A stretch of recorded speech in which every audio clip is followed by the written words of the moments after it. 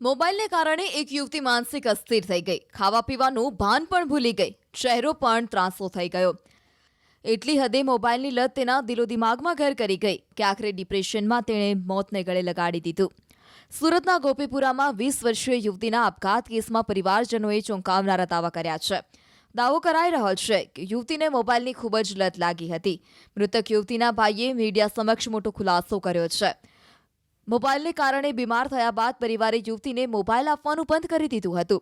આશંકા છે કે એના જ ડિપ્રેશનમાં આવીને યુવતીએ ગળાફાંસો ખાઈ આપઘાત કરી લીધો. મારી બેનનું નામ વિશાખ ખાટુ. કેટલા વર્ષ? એ 20 વર્ષની. શું ઘટના બની? ઘટના એ ગૂગલ પર જોઈને ફેસ એક્સરસાઇઝ કરતી હતી.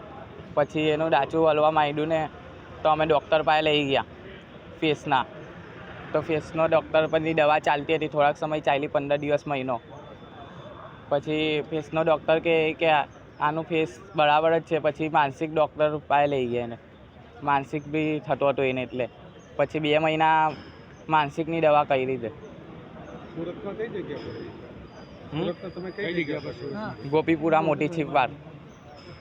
પછી શું કીધું ડૉક્ટરે તો કીધેલું કે આવી જાય. એ તો મોબાઈલ વધારે જોયા કરતી હતી ને, એટલે કે દવા ચાલુ રાખવા આવી જશે.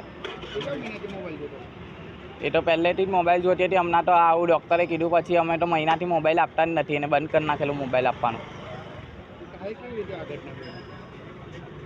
આ ઘટના કઈ રીતે બની? આ ઘટના હવે એ કારખાને ગયેલી હતી જોબ પર. પછી બપોરે આવી ગઈ, મમ્મી હાથે જ હતી જોબ પર. પછી મેં 6:30 આવ્યો ઓફિસથી.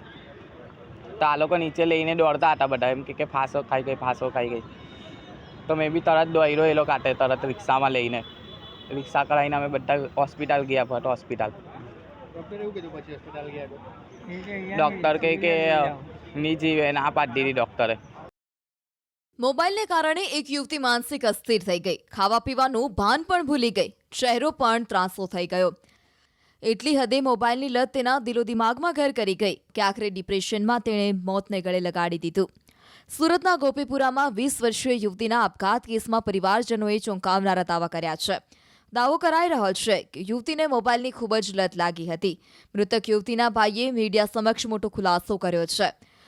મોબાઈલને કારણે બીમાર થયા બાદ પરિવારે યુવતીને મોબાઈલ આપવાનું બંધ કરી દીધું હતું. આશંકા છે કે એના જ ડિપ્રેશનમાં આવીને યુવતીએ ગળાફાંસો ખાઈ આપઘાત કરી લીધો. મારી બેનનું નામ વિશાખ ખાટુ. કેટલા વર્ષ? એ 20 વર્ષની. શું ઘટના બની?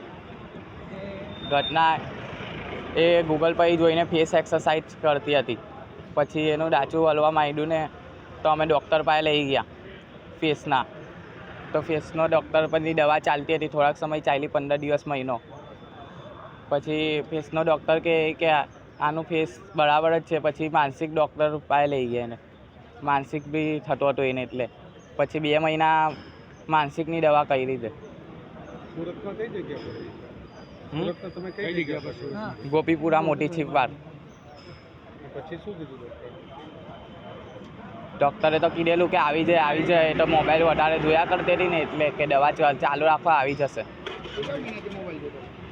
એ તો પહેલેથી જ મોબાઈલ જોતી હતી. હમણાં તો આવું ડૉક્ટરે કીધું પછી અમે તો મહિનાથી મોબાઈલ આપતા જ નથી, એને બંધ કરી નાખેલું મોબાઈલ આપવાનું. આ ઘટના કઈ રીતે બની? આ ઘટના હવે એ કારખાને ગયેલી હતી જોબ પર.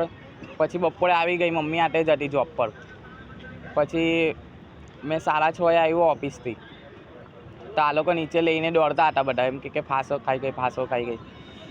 તો મેં બી તરત દોડ્યો એ લોકો હાથે, તરત રિક્ષામાં લઈને. રિક્ષા કરાવીને અમે બધા હોસ્પિટલ ગયા. ભટ્ટ હોસ્પિટલ. ડૉક્ટર કહે કે ની જીવે, ના પાડી દીધી ડૉક્ટરે.